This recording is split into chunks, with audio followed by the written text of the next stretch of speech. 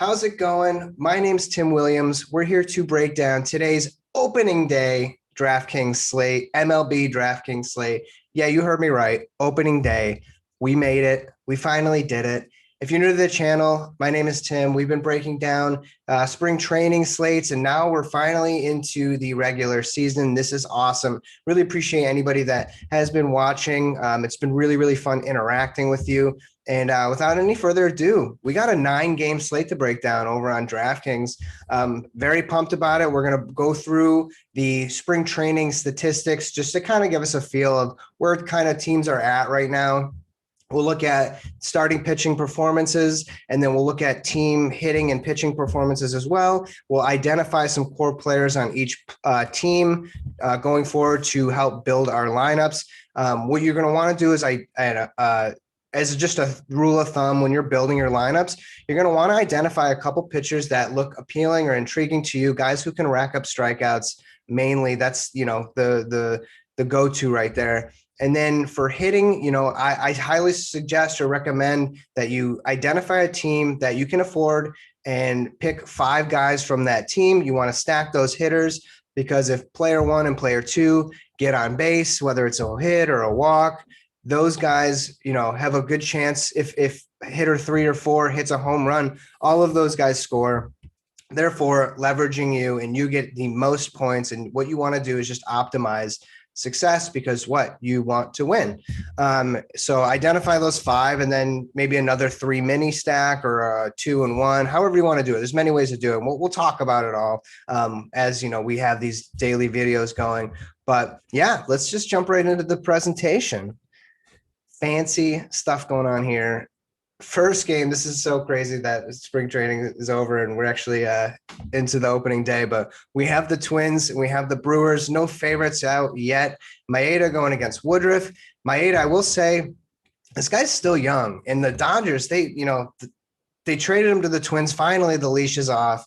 He is, I think he's an outstanding pitcher. I think he's highly underrated. He has shown that so far in spring training. 0.49 ERA, 18.1 innings pitched, 8 hits allowed. He's only walked 1 guy, 1 earned run, which was a solo home run, struck out 22 guys. He is in a pretty good spot, and I think he is in play here. Going against Woodruff, who also has pitched quite well himself, 3.77 ERA, 14 innings pitched, 16 hits allowed. He did give up 3 home runs, so that is a little bit of a concern. But, only walked 3, struck out 13. So both of these guys, I think, are in play. Woodruff will probably be the cheaper one, I think, in this slate. But yeah, overall, I like the matchup for Woodruff, because the Twins haven't been hitting the ball all that great. 30th in average, 30th in on-base percentage, kind of right in the middle in home runs. So yes, they can hit home runs, but they can strike out as well. So I do like this spot. Maybe Woodruff would be a good SP2 for your lineup. Maeda, I think, is a decent spend up as well. With the Brewers, we do know that they can hit for power, but we don't know if they can be consistent. So I like the matchup for Maeda as well. So both pitchers, fine options here. In play for the Twins, if you're talking about hitters and stacking, Kepler, Donaldson, Buxton, Polanco, likely no Cruz, because this is going to be a game where the pitcher will be hitting. We are in the National League, in a little interleague play here. So no Cruz, sadly. But on the Brewers side, Yelich, Hiura, Wong, Shaw, there's power in that lineup. There is potential stolen bases in that lineup. So Brewers are pretty fun, actually, this season. Moving on, Baltimore going against the Red Sox. Red Sox are the home team, and they are favorited here. Careful about this one. There might be some rain, so potential delays or what have you. But, weather in New England is so unpredictable. So who really knows? But John Means pitching against Evaldi. Means has been lit up so far in spring training. So 7.11 ERA, 19 innings pitched, 20 hits allowed, 15 earned runs, 2 home runs. He's walked guys. He's striking out guys as well.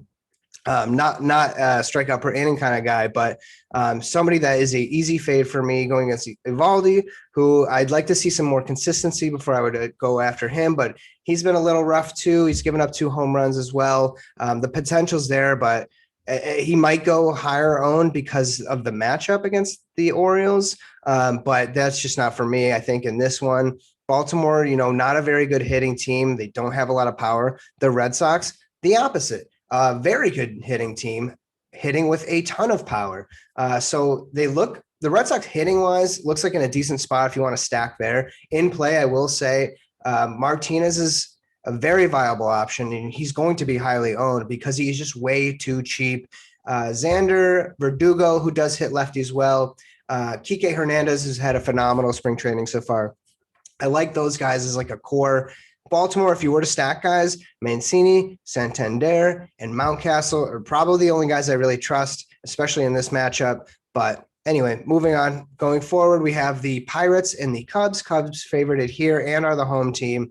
Cool going against Hendricks. Hendricks is probably another safe spend up on this slate. He hasn't looked all that great. And honestly, the Pirates have been hitting the ball pretty well. I think towards the end of spring training, they're starting to kind of slump a little bit, but 11th in average is something that you can't just ignore. And then Cool, he's been okay too. He's only pitched 8 innings. He's given up a home run, struck out 11.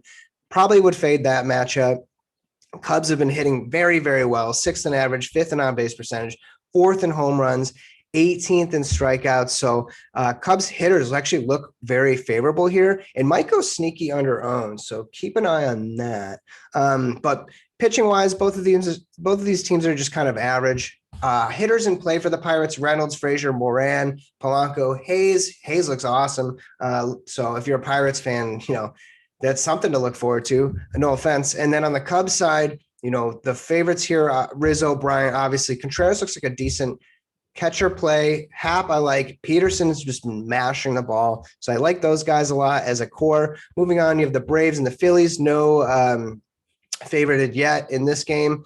Fried going against Nola. Max Fried pitching very well. 13 innings pitched, 1.38 ERA, only giving up a home run. Strikes guys out, doesn't walk a whole lot of guys. So he looks like a good guy to potentially match up against the Phillies, who are 11th overall in strikeouts so far in spring. This is a team that is a swing and miss team. They're hitting for the fences. The power sometimes is there, sometimes it's not. They're very inconsistent so far in spring. They're not hitting for average. So Fried, decent matchup here. Nola has been a little inconsistent in spring training. 17.2 innings pitched. He's, given up just about 6 runs per 9, 19 hits, 11 earned runs, 2 home runs, 3 walks. So this guy doesn't walk guys either. This is the staff ace, 19 strikeouts. Nola, not in a bad spot either. I think this could be a low scoring game, so I just might fade it in general. Braves, a decent hitting team, but just kind of average in spring. Hitter wise for the Braves, I think it starts with Freeman and then Acuna, Albies, Darno looks like solid options. Phillies, Harper, McCutchen, Hoskins, Realmuto, he's looked pretty good. And then Alec Boehm, if you're trying to get a little bit different. Moving on, Cardinals and the Reds. Flaherty against Castillo. Flaherty is a guy I think who has a lot of potential, and I think he will take a step forward this season, but he just walks too many guys, and that's the case so far. 13 innings pitched in spring training, 7 walks. So I don't trust him here. Honestly, the Reds have been hitting pretty well too, 10th in average, 2nd in on-base percentage. The home runs will probably go up now that they're going to be back in Cincinnati. So Flaherty is probably not somebody I will be looking to, but Castillo, on the other hand, he is in a decent spot. I'd like to see a little bit more consistency, but has pitched well this spring. Cardinals have not hit very well this spring, have not really hit for power at all. Again, game is going to be in Cincinnati. There could be home runs potentially there. That park favorites batters for sure. Pitching wise, the Reds are terrible. They're 30th overall in ERA, 29th in WHIP. They're giving up home runs, but they are striking guys out. So who knows who the real Reds are. And then Cardinals, pitching wise, they're just kind of not great either. So there's a lot to figure out for this team. And, there's some new pieces in there, obviously, like Arenado and stuff. But Edmund, DeJong, Arenado, Goldschmidt are guys I would look at. On the red side, Winker, Castanos, Moose, and Votto, guys who can take walks. I like in that spot. Moving on, the Rays and the Marlins. Rays are favored here. Tyler Glasnow. This is a guy that should be on your radar as far as rostering. 27 strikeouts and 14.2 innings pitched. Strikeouts are king here. He can give up the potential home run there. So if you're stacking Marlins guys, look for some power. But I like Glasnow in this spot. Let's not forget that the Marlins were a playoff team at one point, or last year even. So they're kind of a young, exciting team to watch, but Rays have been hitting the ball way better as of late. They've just jumped up in the rankings, 5th in average, 11th in on-base percentage. There's a lot to love about this Rays team. You should be excited if you're a Rays fan. They're pitching. Their ERA is near the bottom, but their WHIP is 6, so they're not giving up as many hits and they're not giving up as many walks. They're just giving up too many home runs. So that ERA is skyrocketed. If they allow the ball to stay in the park, this team is scary. Hitting wise on the Rays side, Meadows, Lau, Yoshi, and Rosarena is probably a good place to start. And then on the Marlins side, Marte, Dickerson, Anderson, Duvall would be a decent play to start there. I probably wouldn't full stack them, but wouldn't mind getting a piece or two of those guys. Dodgers, Rockies. This is the game that everybody's going to target. It's in Coors Field. The Dodgers can hit the ball. If you're playing cash games, you probably want to stack the Dodgers. If you're doing GPP, you still probably want to stack the Dodgers. The way to get different is those, other 3 hitters or whatever, or pitching, whatever you want to do, however you want to play it. But the matchup is just too good here. Dodgers are 7th in home runs, 18th in average, but they're playing in Coors, and the Rockies are just not good at pitching the ball. 19th in ERA, 1st in home runs allowed. So that's not going to be ideal for the Rockies.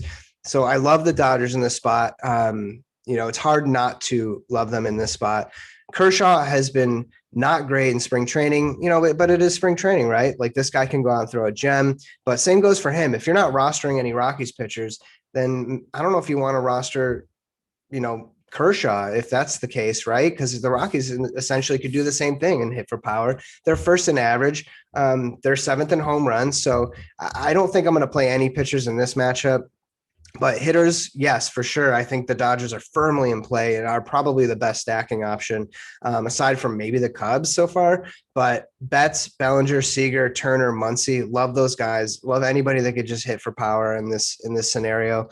On the Rockies side, Story, Crone you can't ignore. Maybe run it back with a little mini Rockies stack.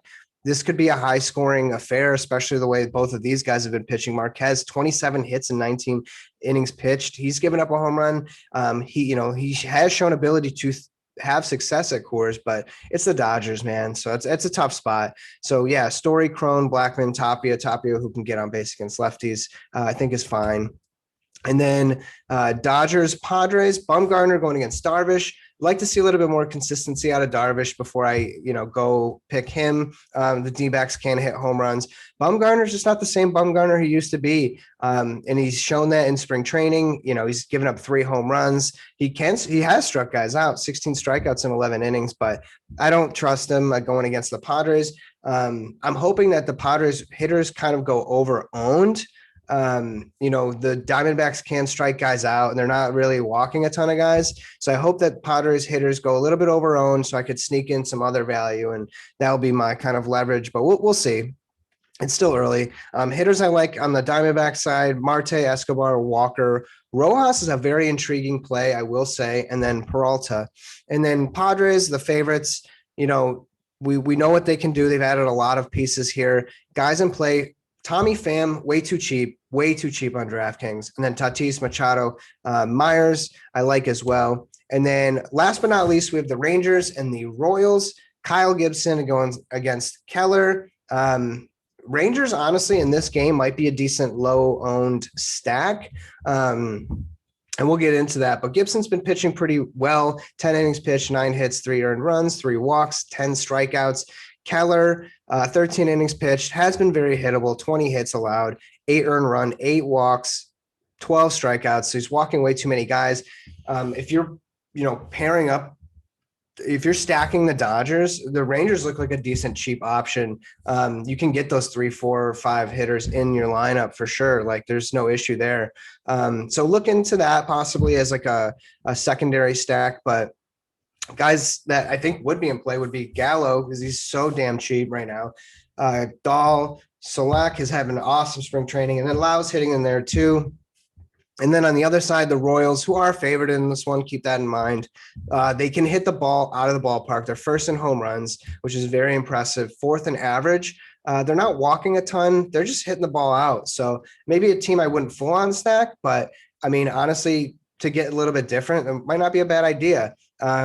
Pitching wise, the Royals are kind of average, but Sal Perez looks like maybe the best catcher on the slate besides maybe Real Muto, but definitely one of the tops. Santana, he can walk, he can hit for power. Mondesi, Benintendi, Soler, like Soler's so cheap in this matchup too, and that he can get you power as well. So I like this last game on the slate. I hope this helped you. I know I'll be going back and re-looking at this video for sure. If you like this, if this was educational for you, please hit that thumbs up. I really appreciate it. We're going to be doing this, just about every day. So definitely feel free to subscribe. Like I really appreciate that the fact that you're watching this video and we have baseball. So my name's Tim Williams. I appreciate it. On to the next one. See ya.